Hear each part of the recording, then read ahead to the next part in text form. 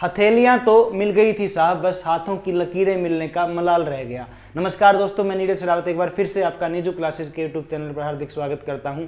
और आज से हम शुरू करने जा रहे हैं एचएसएससी के जो प्रीवियस ईयर पेपर हैं उनका सुपरफास्ट रिवीजन। ठीक है, उसमें जैसे इंडिया जी के, हरियाणा जी के, करंट अफेयर है, हिंदी है, इंग्लिश है, रीजनिंग का कुछ पोर्शन है, उसका सुपरफास्ट रिवीजन करेंगे। लगभग 20-22 मिनट में 50 क्वेश्चन हम फटाफट रिवीजन कर देंगे। जो बच्चा अभी नया तैयारी करने लगा है उसका ये रिवीजन हो जाएगा कि उस किस पैटर्न के पर्सन जो हैं पेपर में पूछे जाते हैं वो पता चल जाएगा। और जो काफ़ी सालों से कर रहे हैं तैयारी उनको सुपरफास्ट रिवीजन में आसानी होगी। ठीक है, तो स्टार्ट करते हैं हम हिंदी के पोर्शन से। अब ये एचएसएससी का लाइब्रेरियन का पेपर था जो 18/12/19 को हुआ था, इसका सुपरफास्ट रिवीजन आज हम करने जा रहे हैं। तो क्वेश्चन आया था कि मंदिर का पर्यायवाची शब्द क्या है। ठीक है, तो मंदिर का पर्यायवाची शब्द है देवालय। ठीक है, देखिए क्या है कि मैं आपको यूँ बताऊं कि मंदिर का पर्यायवाची शब्द क्या है, उसके फिर मैं आपसे पूछूं कि दातूर है, मंडूक है, बिजली है, देवालय है, तो टाइम वेस्ट होगा। टाइम वेस्ट नहीं करना, ना मुझे अपना करना है ना आपका करवाना है, आपको बिल्कुल सुपरफास्ट रिवीजन करवाना है बिल्कुल अच्छे कंटेंट के साथ। तो मंदिर का जो है पर्यायवाची वो है देवालय, ये प्रश्न आया था। ठीक है, तत्काल का विलोम शब्द पूछा गया था। तत्काल का विलोम शब्द जो है वो पूछा गया था, तो तत्काल का विलोम शब्द है धीरे धीरे। ठीक है, तत्काल मतलब जल्दी। जैसे आपने देखा होगा कि रेलवे में तत्काल टिकट बुकिंग होती है, तो उसका विपरीत जो है वो धीरे धीरे है। और मंदिर का जो पर्यायवाची है वो देवालय है। फिर क्वेश्चन आया था कि तैयारियां एक बहुवचन शब्द है, इसका एक वचन क्या होगा, तो इसका एक वचन है तैयारी।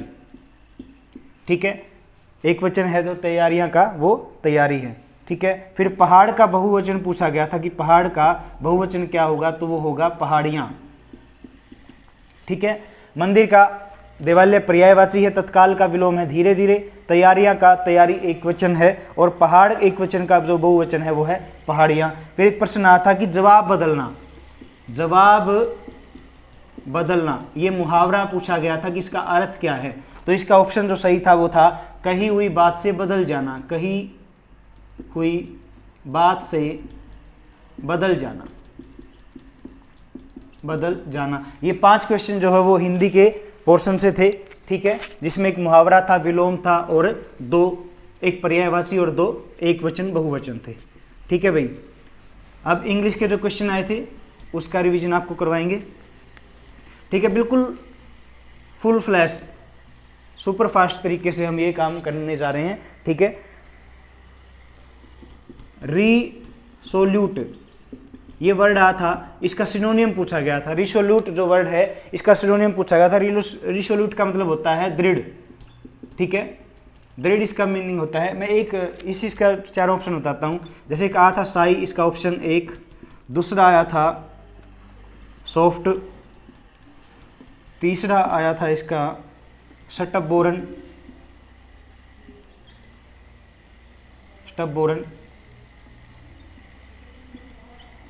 और चौथा था इसका डिसीजन। तो किस तरीके से आसानी है, बस एक बता रहा हूं, बाकी इसका सिर्फ उत्तर बताएंगे हम। कि रिसोल्यूट का मीनिंग क्या होता है, दृढ़ है। ठीक है, हमें पता नहीं है। तो देखिए साई का मतलब क्या होता है, शर्मिला, और सॉफ्ट का होता है नाजुक, डिसीजन होता है निर्णय लेना। ठीक है, और स्टब बोरन होता है, ये भी क्या होता है, जिद्दी होता है। स्टब बोरन जो मतलब जिद पकड़ लेता है किसी चीज़ की। तो इस वजह से इसका दृढ़ का जो सिनोनियम हो गया स्टब बोरन हो गया, और ये तीनों चीज़ें अलग होगी। तो इस तरीके से हमें उसको क्या करना है, ऑप्शन को नेग्लेक्ट करना है। ठीक है, तो रिसोल्यूट का जो है वो स्टब बोरन आएगा। फिर पूछा था आपसे एनोइड का एंटोनियम। तो एनोइड का जो एंटोनियम है वो प्लीज्ड, इसके आंसर में जो ऑप्शन था वो था प्लीज्ड। प्लीज्ड होता है खुश होना किसी से हमें, और एनोइड होता है कि नाराज होना। ठीक है, एनोइड होता है नाराज होना। ठीक है, एक प्रश्न था कि कीप यूर फिंगर्स क्रोस्ड। ठीक है, ये पूछा गया था कि identify the meaning of the idiom. ये एक ईडियम था कीप योर फिंगर क्रोस्ड, कि अपनी फिंगर को क्रोस्ड रखें। तो इसका मीनिंग था रेडी फॉर क्वेरल, कि क्या लड़ने के लिए तैयार है या फिर आंसर देने के लिए तैयार है। तो इसका जो आंसर है वो है hope for a good outcome. भाई कुछ अच्छा होने के लिए आशा रखना, ठीक है। कीप योर फिंगर क्रॉस्ड का मतलब है होप फॉर गुड आउटकम, अच्छा होने के लिए आशा रखना, उम्मीद रखना, ठीक है। फिर एक क्वेश्चन था आई वेटेड, ये खालिस्तान था, यहाँ पे अंडरलाइन था, I waited for you since 9 o'clock in the morning. ये क्वेश्चन था, इसमें पूछा गया था कि वेटेड की जगह पे क्या आएगा, क्या ये सही है या फिर अगर ये गलत है तो क्या आएगा। हमें देखना था कि यहाँ पे सिंस है, सिंस और फॉर का यूज कहाँ हो जाता है, प्रेजेंट परफेक्ट कॉन्टिन्यूस में या पास्ट परफेक्ट कॉन्टिन्यूस में, फ्यूचर परफेक्ट कॉन्टिन्यूस में। तो वहाँ पे इसके लिए ऑप्शन दिया गया था कि वाज, सेल, आई एम वेटिंग और हैव बीन वेटिंग। तो आई के साथ यहाँ पे आएगा हैव बीन वेटिंग, कि मैं सुबह से 9 बजे से इंतजार कर रहा हूँ तुम्हारा, ठीक है। तो टाइम दे दिया कब से, ठीक है। तो सिंस जो है वो किस में आएगा, प्रेजेंट परफेक्ट कॉन्टिन्यूस में आता है, ठीक है। तो वहाँ पे आई के साथ में क्या लगेगी, हेल्पिंग वर्ब हैव लगेगी, बीन वेटिंग, ये इसका आंसर आना था, करेक्ट आंसर, ठीक है भाई। थोड़ा थोड़ा इसमें जैसे आपको टेंस के बारे में बताते रहेंगे साथ में कि भी किस टेंस की कौन सी हेल्पिंग वर्ब होती है, ताकि उसमें हमेशा आसानी से याद हो जाएगा आपको, ठीक है। एक प्रश्न आया था कि while she was in that country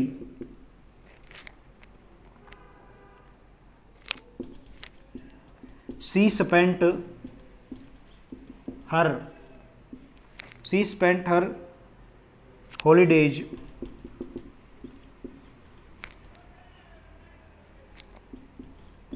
dash visit art houses. ये था, इसमें पूछा गया था कि यहाँ पे खालिस्तान में क्या आएगा। तो देखिए while she was in that country, बता रहे हैं कि जब वो उस कंट्री में थी, वह स्पेंड करती थी अपने हाउस, अपने हॉलीडेज को, क्या, कहाँ पे, आर्ट हाउस में जाने पर। तो क्या विजिटिंग आएगा यहाँ पे, विजिटिंग आर्ट हाउस, कि आर्ट हाउस जाते हुए हॉलीडेज को स्पेंड करती थी वो जब कहाँ थी, दूसरी कंट्री में थी, ठीक है। तो विजिटिंग यानी कि वो कर रही थी उस टाइम पे वो काम, ठीक है। तो विजिटिंग आर्ट हाउसेज, ये इसका आंसर आएगा, ठीक है। तो ये जो पोर्शन था ये इंग्लिश का था।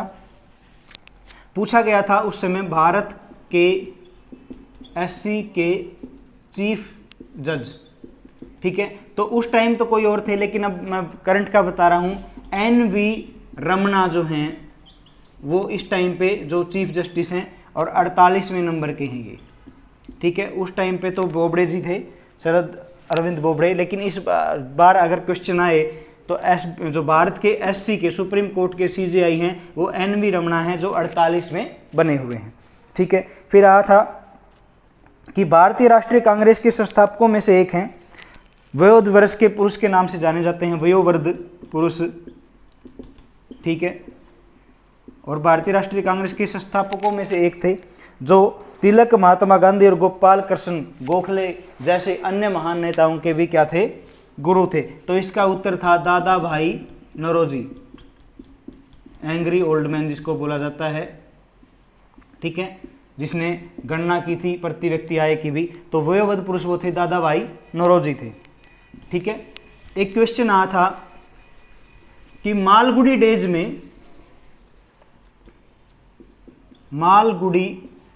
डेज नामक शहर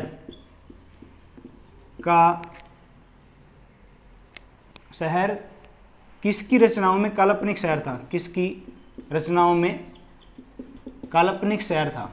मतलब एक कवि था, एक लेखक था, वो अपनी कल्पनाएं जो करता था, रचनाओं की कल्पनाएं करता था, उसमें इस मालगुडी डेज नामक शहर का वर्णन करता था या उसको काल्पनिक तौर पे लेता था। तो ये थे आर के नारायण जो थे, ये अपनी जो कृतियां थी, अपनी रचनाओं में काल्पनिक तौर पर मालगुडी डेज नामक शहर का प्रयोग करते थे, ठीक है। दूसरा है कि सागौन डैश वनों में पाया जाता है। भारत में ये वन पूर्वी राज्यों और पश्चिमी घाटों की पूर्वी ढलानों में पाए जाते हैं। तो जो सागौन है, सागौन ये कहाँ पाया जाता है? उष्णकटिबंधीय पर्णपाती वनों में, पर्णपाती वनों में पाया जाता है। तो सागौन जो है वो उष्णकटिबंधीय पर्णपाती वनों में पाया जाता है, जो पूर्वी राज्य और पश्चिमी घाटों के पूर्वी ढलानों में पाए जाते हैं। तो पता चल गया कहाँ पाए जाते हैं सागौन वन? उष्णकटिबंधीय पर्णपाती में, जो पूर्वी राज्यों और पश्चिमी घाटों के पूर्व में ढलान जो है वहां पर पाए जाते हैं। ठीक है। हरियाणा के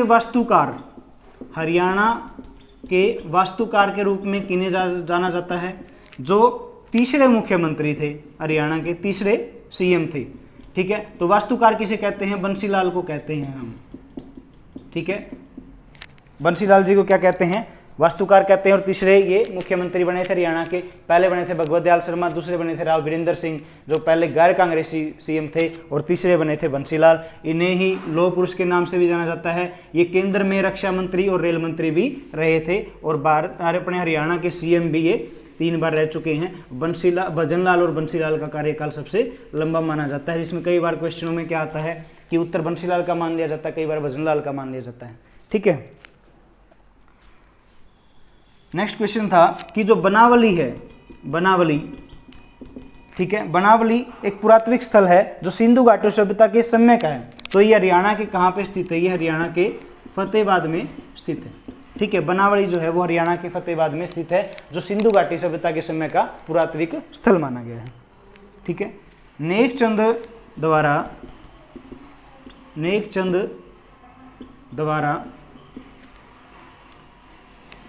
निर्मित रॉक गार्डन ये कहाँ पे है? तो ये चंडीगढ़ में है भाई। ठीक है। इसमें क्या हुआ? एक तो चंडीगढ़ में पता चलेगा कि रॉक गार्डन है। ठीक है। दूसरा किसने बनाया था? नेकचंद ने बनाया था इसे। ठीक है। नेकचंद द्वारा निर्मित जो है चंडीगढ़ में स्थित है रॉक गार्डन। फिर पूछा गया कि नीरज चोपड़ा उस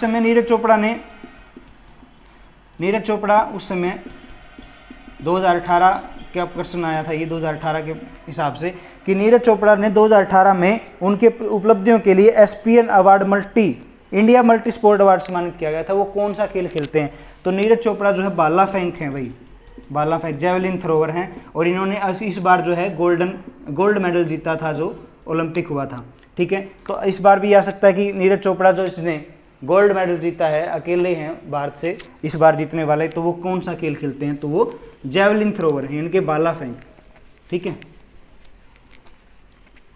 सिक्का वही उछाला जाए, फेंक जहां तक भाला जाए।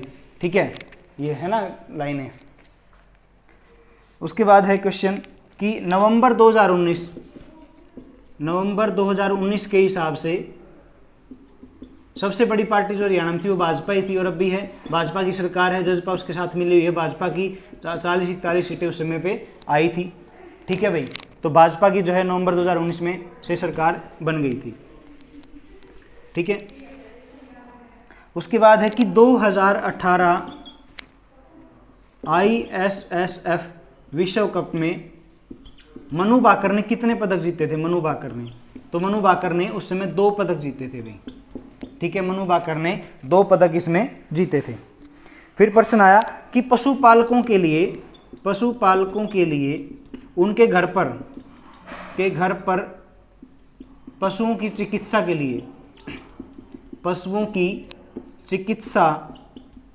के लिए कौन सी योजना सरकार ने चला रखी है? तो ये चलाई थी पशु संजीवनी केंद्र, पशु संजीवनी सेवा। ठीक है, ये जो घोषणा की थी कि पशुपालक जो हैं उनके घर पर पशुओं की चिकित्सा के लिए हरियाणा सरकार ने पशु संजीवनी जो सेवा है वो शुरू की थी तब। ठीक है। फिर क्वेश्चन आया था कि मेवात जो हरियाणा में है वहाँ के एक बच्चे ने या एक सिंगर ने इंडियन आइडियल 10 जीता था, इंडियन आइडियल 10। तो सलमान अली ने जीता था भाई, मेवात के सलमान अली, जो जब छोटे थे ना उस टाइम पे जी टीवी पे एक आता था वो सिंगिंग का कंटेंट, वो भी जीता था जब छोटा था वो, और बड़ा होकर फिर उसने इंडियन आइडल जीता सलमान अली ने, और इमेश रेशमिया के साथ जो पीछे गाने भी उसके आए थे भी। तो सलमान अली बहुत अच्छी आवाज़ है उसकी, मेहनती लड़का है भाई, मेवात हरियाणा से संबंधित है। ठीक है, उसके बाद जो है प्रश्न आता कि नृत्य का रूप है, नृत्य रूप, खालिस्तान नृत्य रूप जो झूमर नृत्य का एक साप्ताहिक, झूमर नृत्य का एक सामूहिक रूप है, एक सामूहिक रूप है। ये क्वेश्चन ध्यान से समझना, सामूहिक रूप है।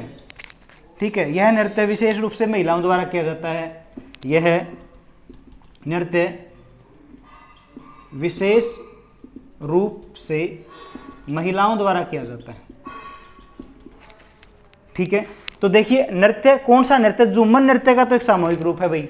ठीक है, और महिलाओं द्वारा विशेष रूप से किया जाता है, तो ये उत्तर था इसका खोड़िया। खोड़िया, और खोड़िया नृत्य कब किया जाता है, जब शादी होती है, तो जब बारात चली जाती है तो उस दूल्हे के घर पे महिलाओं के द्वारा डांस किया जाता है, नृत्य किया जाता है, तो उसको खोड़िया बोलते हैं। और ये झूमर नृत्य का एक सामूहिक रूप है जो विशेष रूप से महिलाओं के द्वारा जो है किया जाता है। ठीक है, महिलाओं के द्वारा इसे किया जाता है। ठीक है, फिर प्रश्न एक और आया था ऐसा ही कि हरियाणा के नृत्य रूप को कि यह एक आभूषण से मिला है, ये आभूषण से मिला है, युवा विवाहित महिलाओं द्वारा माथे पर पहना जाता है वह आभूषण। ठीक है, और राज्य के कुछ हिस्सों में इस नृत्य को हरियाणवी गिद्धा भी कहते हैं। ठीक है, तो इसको क्या बोलते हैं, खोड़िया को हरियाणवी गिद्धा। वैसे तो गिद्धा कहाँ होता है, पंजाब में होता है। ठीक है भाई, और घूमर कहाँ होता है, राजस्थान में, लेकिन वहाँ से इसका नाम मिला झूमर।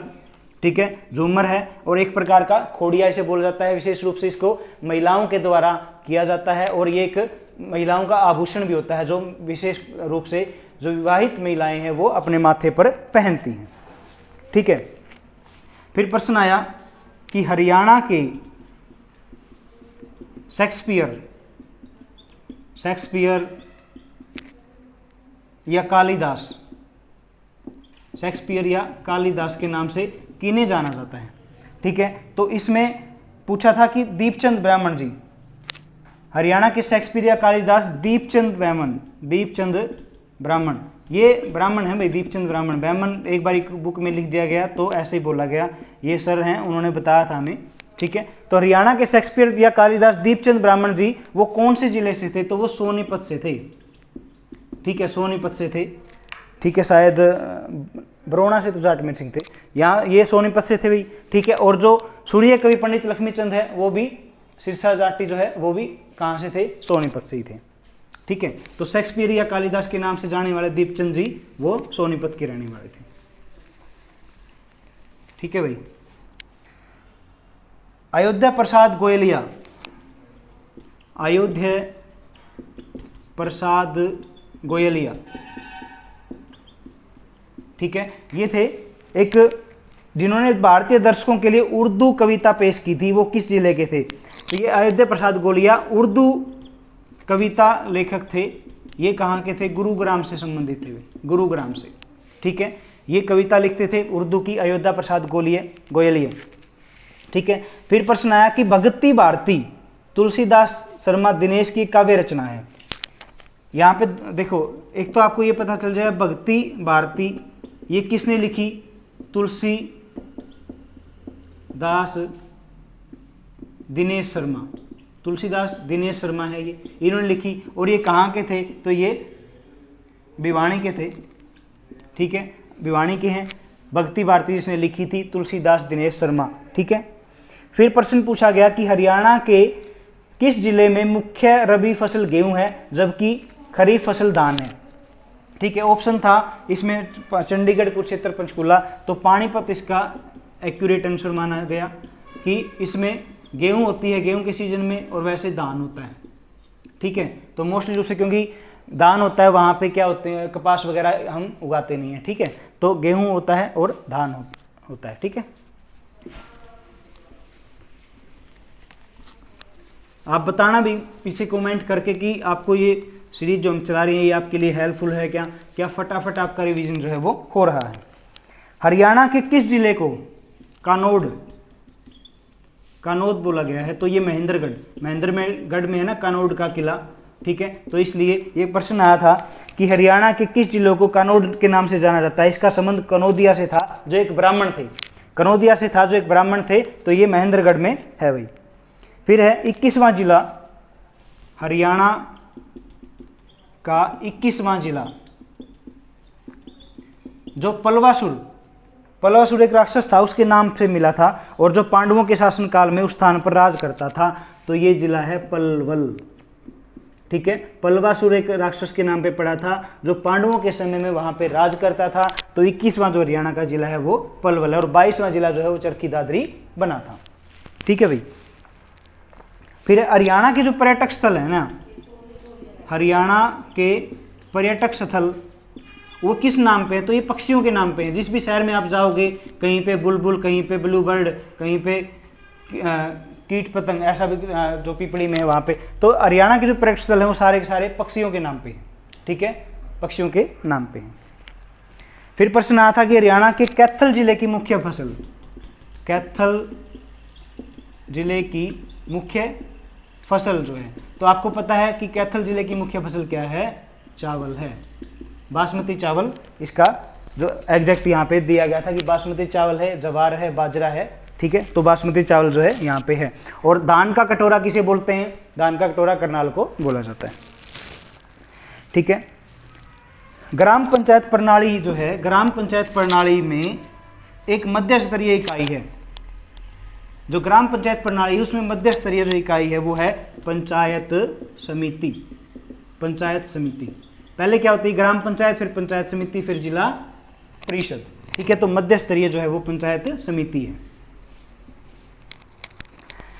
एक नगर निगम द्वारा प्रशासनिक क्षेत्र को नगर पालिका क्षेत्र कहा जाता है, और उसके आगे प्रादेशिक निर्वाचन क्षेत्रों में विभाजित किया जाता है। जैसे क्या होता है, एक शहर है ना, शहर को हम किस में बांटते हैं, वार्डों में बांट देते हैं, वार्ड। ठीक है, तो ये प्रश्न ये है कि मान लो नगर परिषद है या नगर निगम का है, तो उसमें जो एरिया होता है उसको किस तरीके से बांटते हैं कि वोट वगैरह गिरते हैं, तो वो वार्ड के रूप में बांटा जाता है। ठीक है, उच्च गुणवत्ता वाली सब्जियां पैदा करने के लिए, उच्च गुणवत्ता वाली सब्जियां पैदा करने के लिए भारत व इजराइल के बीच में समझौता हुआ था। ठीक है, तो वह बागवानी लगनी थी, वो कहाँ लगनी थी, करनाल डिस्ट्रिक्ट में। ठीक है, भारत और इजराइल के बीच में समझौता हुआ था कि करनाल में उच्च क्वालिटी की सब्जी उगाई जाएगी। ठीक है भाई, तो भारत और इजराइल के बीच में समझौता हुआ था और करनाल में ये काम शुरू किया गया था। ठीक है भाई, भारत इजराइल कृषि परियोजना ये इसका नाम था। हरियाणा का कौन सा जिला खनिजों से भरपूर है, तो महेंद्रगढ़ इसका उत्तर आएगा। ठीक है, सबसे ज्यादा जो खनिज है वो हरियाणा में महेंद्रगढ़ में पाए जाते हैं। ठीक है भाई। फिर है हरियाणा में के यमुनानगर में चौधरी देवीलाल हर्बल पार्क के नाम से स्थित है। Chaudhary Devilal herbal nature park, ये कहाँ है, यमुनानगर में स्थित है। ठीक है, इन्होंने बता दिया। तो कह रहे हैं कि इसको एक और नाम से भी जाना जाता है, तो इसको बोला जाता है रुद्राक्ष वाटिका। रुद्राक्ष वाटिका, ये क्वेश्चन आया था अभी। ठीक है, कि Chaudhary Devilal herbal nature park जो यमुनानगर में स्थित है उसे एक दूसरे नाम से जाना जाता है, तो उसे रुद्राक्ष वाटिका के नाम से जाना जाता है।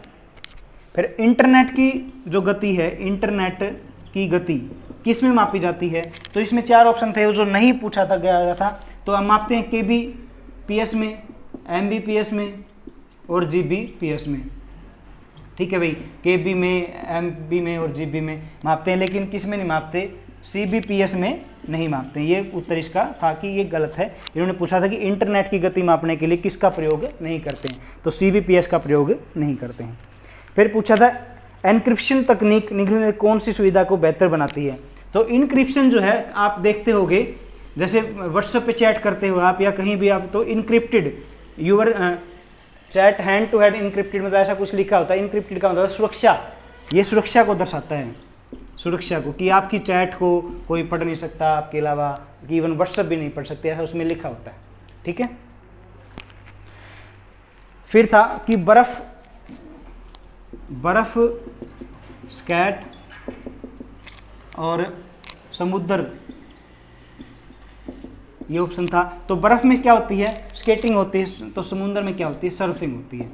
ठीक है, ये इसका आंसर था कि बर्फ़ में क्या होती है, स्कैट होती है। समुद्र में वैसे तो लंगर भी पड़ता है, बंदरगाह भी होती है, समुद्री जहाज भी होता है, लेकिन सरफ जो है इसका उत्तर था। फिर थी एक संख्या कि 20, 9, 20, 11, 20, 13 और 15। तो देखिए 20, 20, 20 आएगा यहाँ पे, और 9 दून 9 में प्लस 2 11 प्लस 2 13 प्लस 2 यहाँ 1 और 20 था, और उसके बाद यहाँ पे 15। ठीक है, तो ऐसे इसका आंसर आएगा 20, 20, 20 है, 9 प्लस 2 11, 2 प्लस 13 और 2 प्लस 15 इसका यहाँ पे आंसर आना था। ठीक है, एक पासा फेंका जाता है, 2 से अधिक संख्या प्राप्त होने की संभावना होती है 2/3। एक पासा फेंका गया, उसे 2 से ज़्यादा कितनी बारी आएगा, 2 से 2/3, यानी कि 3 बार फेंकेंगे तो 2 बारी वो आ जाएगा। ये उसका क्वेश्चन था। ठीक है, तो इंडिया जीके के, हरियाणा जीके के, करंट अफेयर, हिंदी इंग्लिश के जो क्वेश्चन थे, कुछ रीजनिंग के भी, वो मैंने आपको बता दिए हैं। ठीक है, आप बताना कि इस तरीके की जो सीरीज़ हम लेके आ रहे हैं वो आपके लिए कितनी हेल्पफुल है। ठीक है, अगली क्लास तक आप ऐसे ही पढ़ते रहें, स्वस्थ रहें, मस्त रहें, अपने सफलता के प्रति निरंतर प्रयासरत रहें। जय हिंद, जय भारत।